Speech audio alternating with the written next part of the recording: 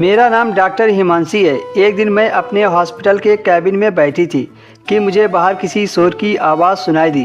मैंने बाहर आकर देखा तो एक लड़की मेरी असिस्टेंट से लड़ रही थी। उसने अपना चेहरा मास्क से ढक रखा था। वो उससे कह रही थी कि मुझे डॉक्टर हिमांशी से मिलना है।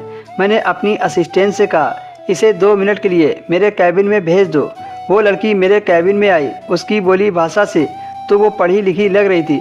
मैंने तेज आवाज़ में बोला, क्या हुआ, मुझसे क्यों मिलना चाह रही थी? वो लड़की मनीषा बोली, डॉक्टर साहब मुझे माफ़ कर दो, मुझे इस तरह से हॉस्पिटल में नहीं आना चाहिए था, पर यकीन कीजिए मुझे आपकी बहुत ज़रूरत है। मुझे अपने हॉस्पिटल में नौकरी दे दो। ये सुनते ही डॉक्टर हिमांशी सोच में पड़ गई और बोली, मैं आपको ऐसे कैसे नौकरी दे दूँगी? मैं तो आपको जानती भी नहीं हूँ। हमारे हॉस्पिटल में औरतों का ज़्यादा इलाज होता है। मैं आप पर कैसे भरोसा कर सकती हूँ? इतना सुनकर वो खामोश हो गई और मायूस होकर जाने लगी।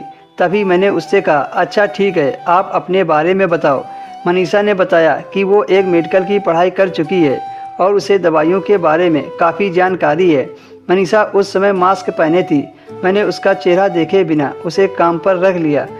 उस दिन से वो मेरी असिस्टेंस बनकर काम करने लगी। वो सभी मरीजों का बहुत ही अच्छे से ध्यान देती थी, बिल्कुल टाइम पर दवा खिलाती थी। मरीजों के प्रति इतनी हमदर्दी देखकर मज़ा आ गया और उसे 1 महीने की सैलरी एडवांस में दे दी। कुछ दिन ऐसे ही बीत गए, पर मैंने एक चीज़ नोटिस किया था कि मनीषा हर समय अपने मुंह पर मास्क लगाए रहती थी। उसे हर समय ऐसा देखकर मुझे थोड़ा थोड़ा सा शक हो रहा था कि आखिर ये अपना मास्क हटाती क्यों नहीं है।